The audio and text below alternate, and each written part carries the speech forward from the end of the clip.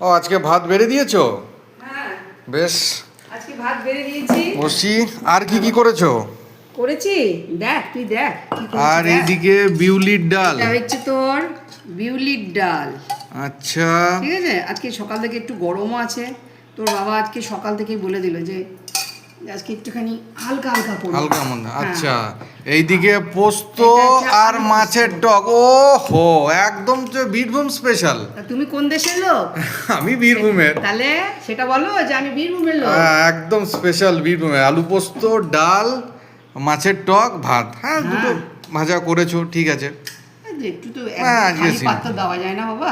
গরম চরম, তবে কাল থেকে বৃষ্টির পূর্বাভাস।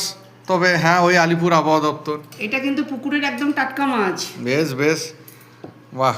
আর ডাল ভাত পোস্ত আর মাছের টক। স্পেশাল খাবার, হ্যাঁ। কোনো অসুবিধা হবে না। না, একদম ব্যাস, না। খেয়ে নাও, আমি আসছি। বেশ, ঠিক আছে।